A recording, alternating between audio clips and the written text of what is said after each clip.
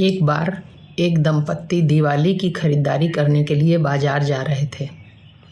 पति ने पत्नी को जल्दी से तैयार होने के लिए कहा और बाहर आ गया। बाहर लॉन में माँ बैठी हुई थी।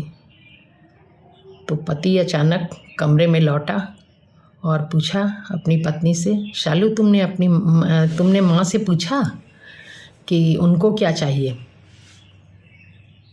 बोले माँ को क्या चाहिए? 2 टाइम का भोजन और 2 जोड़ी कपड़े। अब माँ बूढ़ी हो गई है, माँ को क्या चाहिए? कुछ नहीं चाहिए माँ को। तो बेटे ने कहा कि सभी को कुछ न कुछ अलावा भी चाहता है शालू, तुमने पूछा क्यों नहीं? बोले तुम ही पूछ लो अपनी माँ से।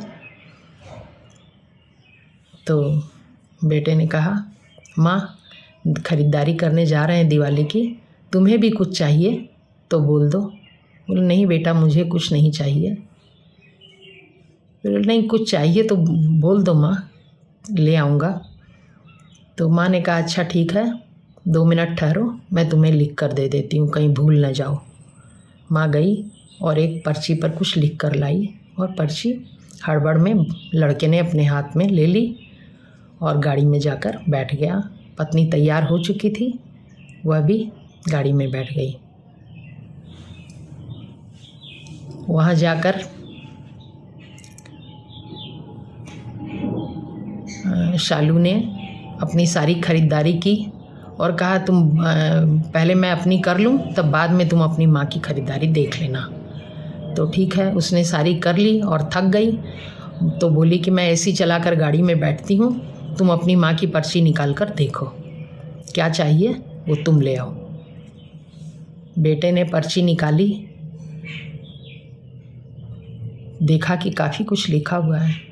यूँ बोला कि अरे कितनी बड़ी पर्ची लिखी है माँ ने, कितना सामान लिख दिया। कह रही थी कुछ नहीं चाहिए शालू, सभी को कुछ न कुछ चाहिए होता है, सिर्फ भोजन और कपड़ा नहीं चाहता है। तो बोला ठीक है देख लो। तो जब लिस्ट देखी तो लंबी लिस्ट उसे लगी। तो बोले और बनो श्रवण कुमार, अब लेके आओ इतना सामान। शालू बिफरी, लेकिन दूसरे ही क्षण उसने देखा कि उसके पति की आंखों में आंसू हैं और वह बिल्कुल कांप रहा है और अब वह रोने लगा पर्ची को पढ़ते पढ़ते। तो शालू ने उस पर्ची को उसके हाथ से छीन लिया कि देखे माँ ने क्या लिस्ट लिख दी है। देखा तो माँ ने लिखा था कि बेटे मुझे कभी भी कुछ नहीं चाहिए, दिवाली पर ही क्या कभी भी नहीं चाहिए।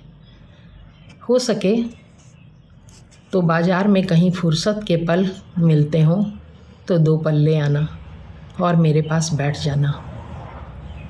मैं हमेशा तो यहाँ रहती नहीं हूँ, मैं जितने दिन यहाँ हूँ कुछ समय मेरे साथ बिता लो बेटा, मुझे लगे कि मेरे भी कुछ अपने हैं। हो सकता है अगली दिवाली पर मैं रहूँ या ना रहूँ। तब बेटा फफक के रोने लगा, बहू भी आंसुओं की धार के साथ रोने लगी, क्योंकि उन्होंने तो माँ को पहचाना नहीं था। हम भी अपने परिवार में जो बड़े बुजुर्ग हैं उनके दिल पर ध्यान दें, वो हमारे कल्प वृक्ष हैं, हमारे परिवार की जड़ें हैं।